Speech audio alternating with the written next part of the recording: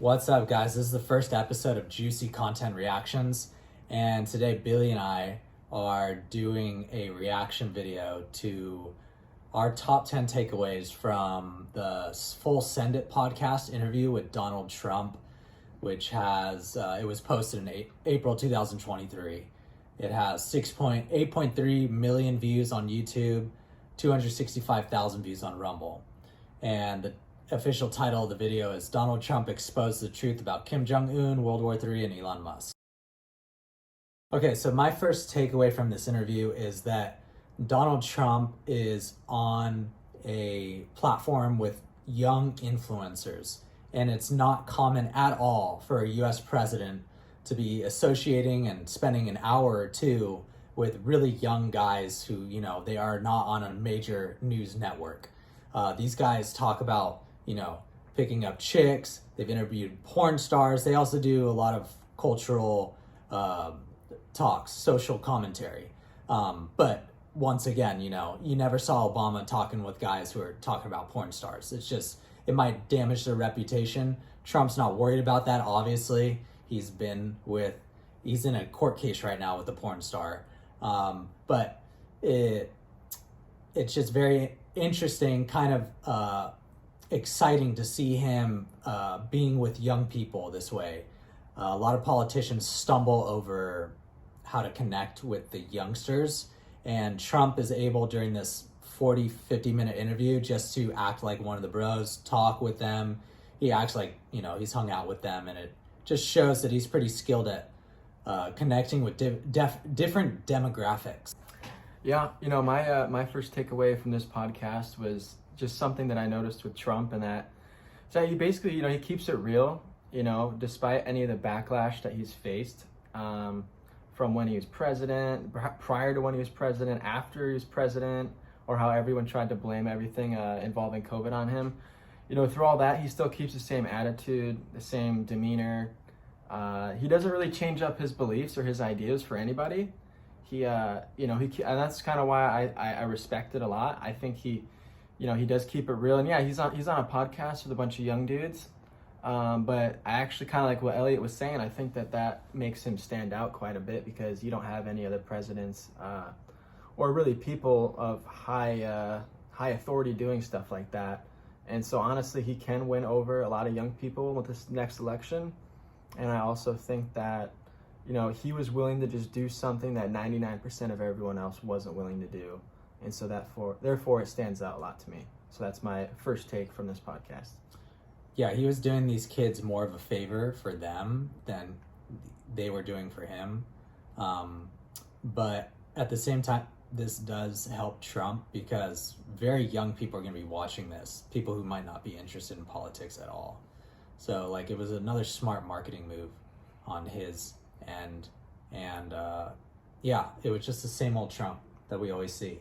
He hasn't changed. And that was the refreshing thing about him when he did run for president.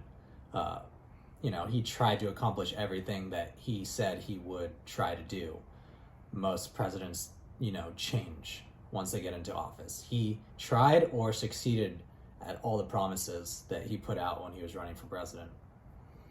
Yeah, I would just add into, I think that in the 2024 election, I wouldn't be surprised if you see a lot of people voting for Trump that didn't vote for Trump last time.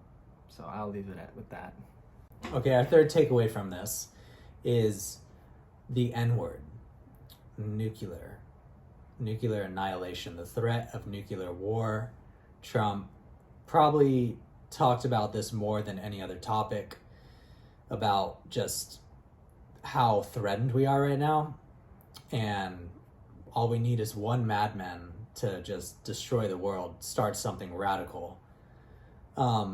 Trump's uncle, it turns out, his name was Dr. John Trump. He was a professor at MIT, and he knew a lot about the power of nuclear. And he said someone will use it, and when it happens, there will be devastation like never before. And that was making me think, it is we've been hearing about nuclear threats for a long time. For me growing up, I've always heard about it with North Korea it seems like it's never going to happen. But as Dan Carlin says, the historian, we forget that we have been aiming guns at each other's heads, for decades, but you just get used to it and you forget about it. But the gun is still pointed at our heads in a very real sense. So it is actually very important that we're talking about this, as cliche as it, and it just dragged out as it seems, given that there hasn't been a nuclear attack since 1945. It's still, because it could destroy the world, we should be talking about it and taking it seriously. And Trump talked about this more than anything else. He talked about how when the bombs landed at Nagasaki, they were just so horrible that they turned granite into water, which then melted over and just became, froze over and became ice skating rinks. Trump said, you could take a blowtorch to granite and it wouldn't do a thing to it. So one funny part about the nuclear talk is when Trump says, in the 1920s, people thought that the world was going to freeze and they were calling it global cooling. And then they changed it to global warming. And now that they've seen the earth isn't warming up that much, now they're just calling it climate change. And that just encompasses everything. So you can't get in trouble by using climate change. You're not seen as a radical. And Trump says, we should maybe be talking about nuclear warming. We should be talking more about this gun aimed at our head instead of, this climate change, which, where's the real strong data on the drastic effects that it's going to have and when it's going to happen? It's very unclear. But what is clear is that nuclear annihilation is very, very... I'm going to pause. Nuclear annihilation will fuck the world up. Well, nuclear annihilation, the chance of it increases big time when two great nations with nuclear arsenal butt heads, as we saw during the Cuban Missile Crisis, the closest we ever came. Like, they were ready. The CIA was telling John F. Kennedy, we got to strike first. That's how close we came. And even a Soviet submarine commander was given the order to fire nukes, and he refused. That guy's a hero. So we've come so close. And it just, it seems like the conversation is maybe, we should be talking more about this nuclear threat that could, we can see how it will destroy us within a day. This climate change thing, is it even going to destroy us? There's really no proof. That's why in the 20 years I've heard about it, I'm like, okay, where's the damning paper that just lays it out? Like, this is what's going to happen, and it has all this evidence. There's never been that paper. But we all know, we get into a nuclear war with another power with nuclear weapons, it's probably like 99% over for everyone. I think Trump is very determined and fearless, which is something that I can admire, especially when it comes to the whole N-word, all this nuclear talk. A lot of people are very scared of it, which we should be, because it could absolutely end the world. It could kill everybody. It could be what extincts the human race. But we were threatened by North Korea. That North Korea was going to shoot a bomb at us, and Trump didn't back down from it. And I honestly think when it comes to who's best suited for America, it really takes someone who is not afraid, has a backbone, isn't afraid of confrontation, and is willing to do what's best to protect the country. And honestly, the United States seems like they haven't really been protecting themselves. They've been focused on protecting others. And I know at some point in the podcast he mentions that the United States needs to take some time to protect ourselves and reinvest back into our own military and just into ourselves in general.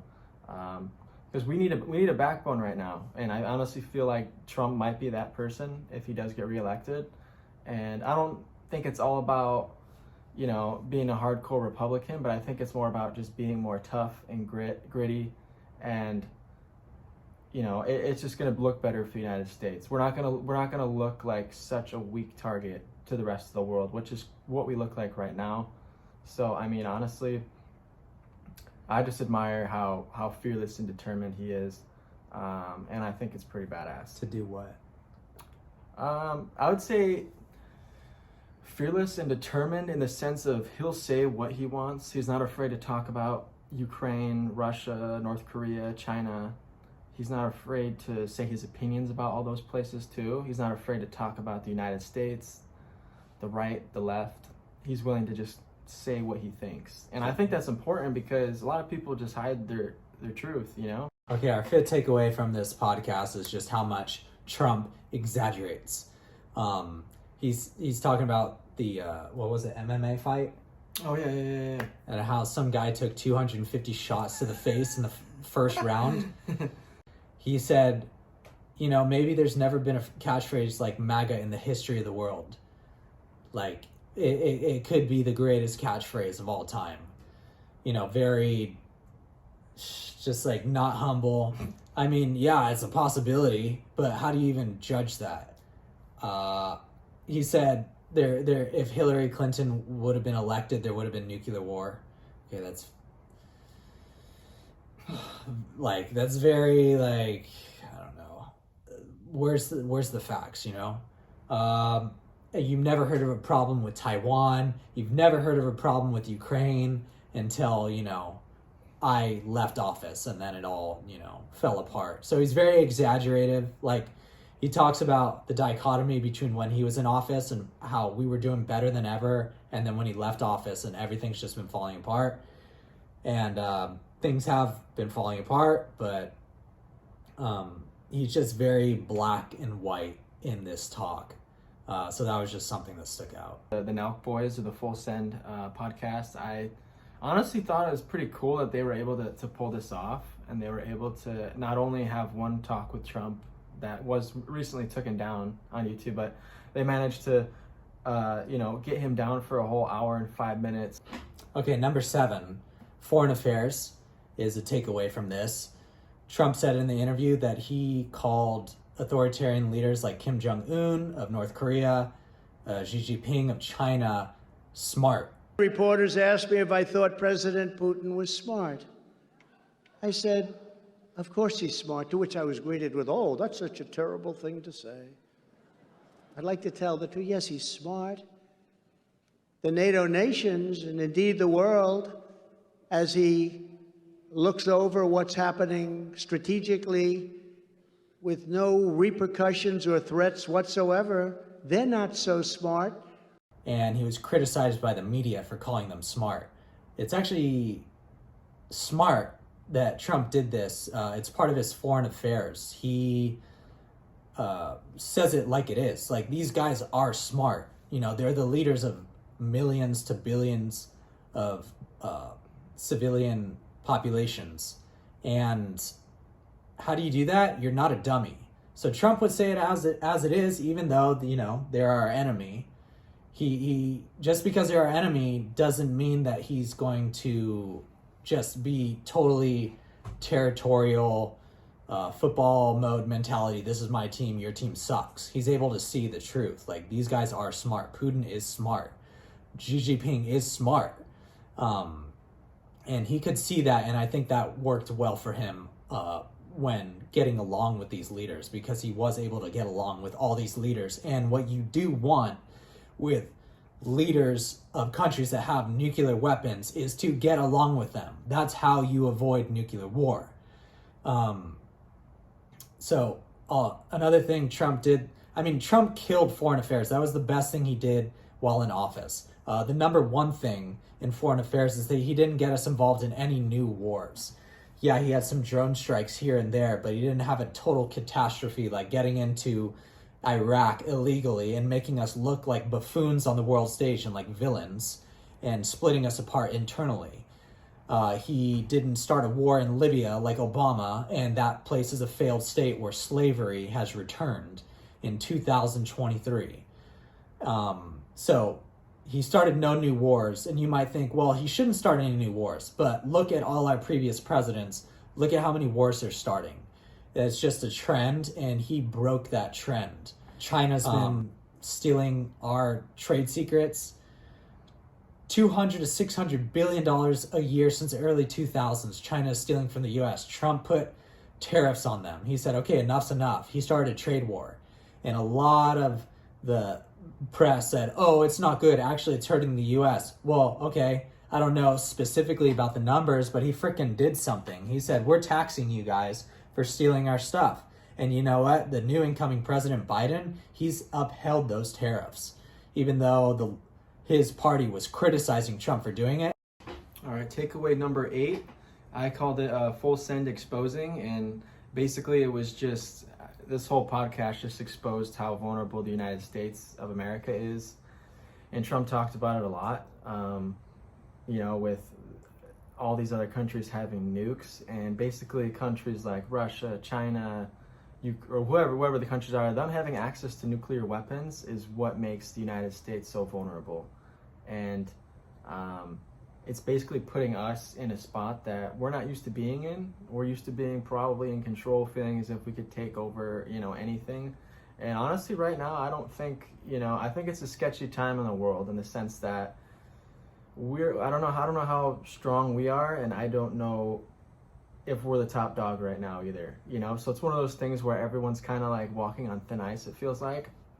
And we live in a society now where everyone's scared to say certain things. It's bad, because it's almost like there's so many things that could happen, and we're over here having this little political debate between left and right when we got other countries that could attack us, and we're sitting over here debating about transgender rights and gun control and shit like that, when we could get attacked by China or something, and we're not ready for it because we're too busy worrying about stupid, petty stuff. And Trump even said too, in this podcast, he said, Germany's planning to rebuild their military, Japan's rebuilding their military.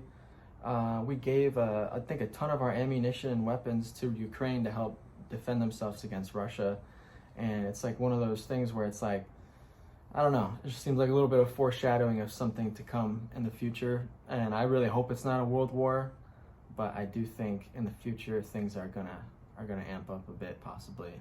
So Number 9 takeaway is Trump talking about importing oil from Venezuela. So the U.S. is importing oil from Venezuela, a country that we condemn and have put sanctions on. It's led by an authoritarian dictator, Maduro, and we're importing oil from them and giving them money. It makes us look weak. It also makes us look very stupid, because Trump says we have black gold beneath our feet.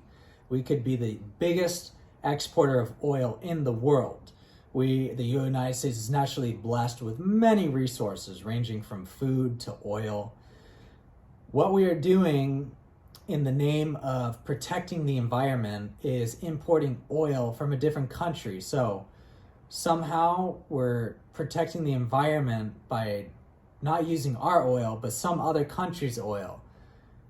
But when you ship oil over from another country, you are burning gasoline to bring whatever it is you're bringing over here. So you're actually putting more gasoline out, more carbon emissions out into the environment. And not only that, who has the better standards of drilling oil and making sure it goes through all the correct procedures? The United States or Venezuela, which is a failing country where the lights go off in the hospitals? How many messes are they having in their, how much oil are they accidentally spilling into the oceans, in the rivers? I bet a lot more than the US, which is very strict and has very strict regulations. So it's us importing oil from Venezuela is keeping an authoritarian dictator propped up, the same way that the US buying all our drugs from Mexico keeps the cartels in power and more powerful than ever. I don't know. I can't think of anything more stupid that we are doing as a country. Invading Iraq was very stupid, but they had some kind of lie that made sense at the time. Oh, these guys have weapons of mass destruction. There is no good justification for importing oil from Venezuela when it's right below your feet. No environmental reason. Because it's worse for the environment to import oil from another country, a third world country falling apart, than the U.S. So, I'll get off my soapbox now. You got anything to say about that? No, I mean, it was just very spot on. It doesn't really make sense. Kind of makes you think like we can't really trust our own government and our own country a lot of times because we have all the access and all the resources in the world, but yet we're giving away, or we're burning our bridges with certain people, certain places that we maybe would get oil or weapons from, whatever it might be. Then we're going down to Venezuela to get oil from them. And honestly, I just think it's probably more of a cover-up for something else. There's a reason why we don't just use our own resources. There's probably some cover-up. I'm not exactly sure what it would be, but it just doesn't make sense. All right. Take it home. Take it home. Take number 10.